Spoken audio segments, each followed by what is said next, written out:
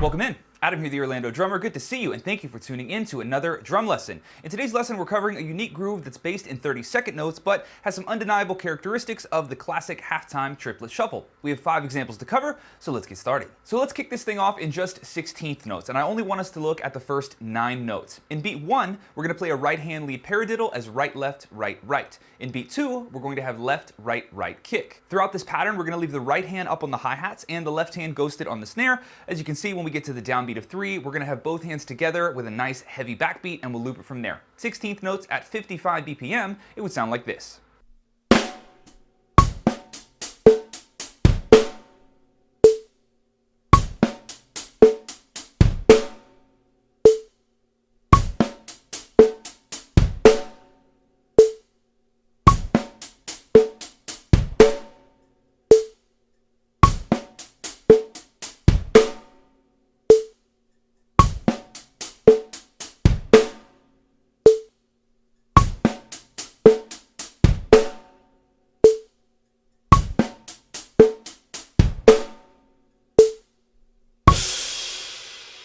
Now let's complete the measure. Technically, we aren't learning anything new. I just want you to take the pattern that we learned in beats 1 and 2 and cut and paste them into beats 3 and 4, but there's a couple things that you should take note of. We now have a ghost note on the E of 3 following that backbeat, and we also have 2 kick drums in a row when we loop this around in a circle. Nothing too crazy, just some things to keep in mind. Let's try this a hair faster in 16th notes at 70 BPM.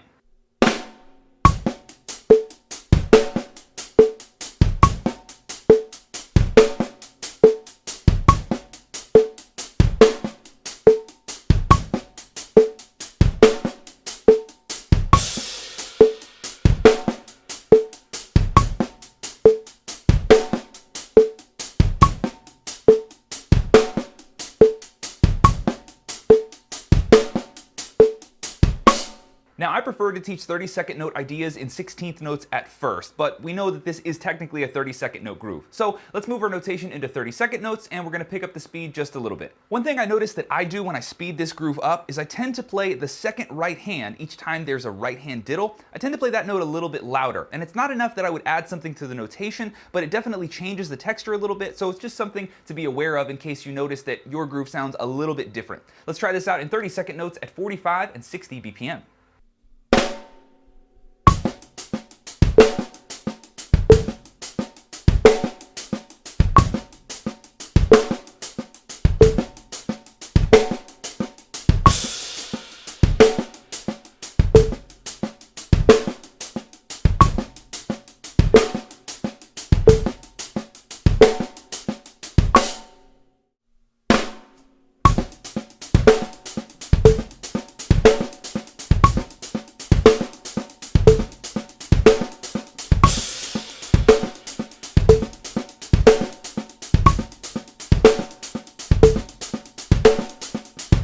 So as busy as this groove is, there's still some places for embellishments. Each time we have a right hand diddle up on the hats, you have the option of opening the hats on that second right hand. Specifically in beat 4, I think it sounds pretty sweet to open the second right hand in both of those diddles. And you'll notice that that very last note, I've turned that into a 16th note, so we're gonna let that open hi-hat sing through the end of the measure. Let's give this a shot at 45 and 60 BPM.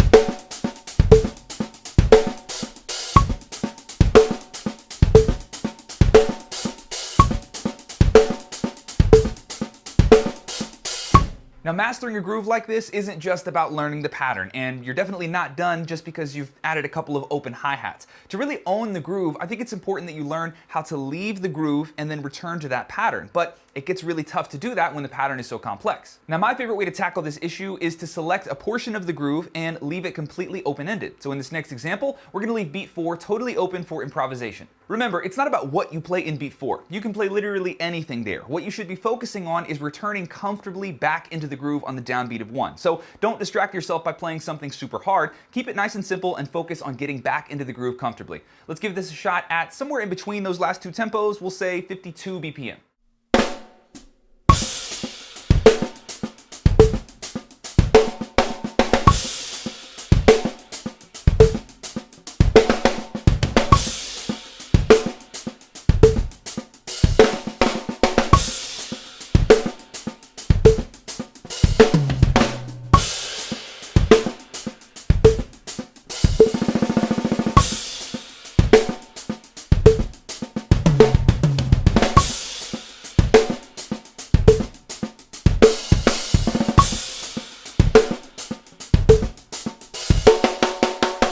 Alright guys, that's all I have for you in this one, but I hope you enjoyed it. If you're looking for more lessons like this, come join me on OrlandoDrummer.com, where you'll find hundreds of lessons already waiting for you and a brand new drum lesson every single week. Thanks for tuning in, guys. Adam here, the Orlando Drummer, and I will see you in the next lesson.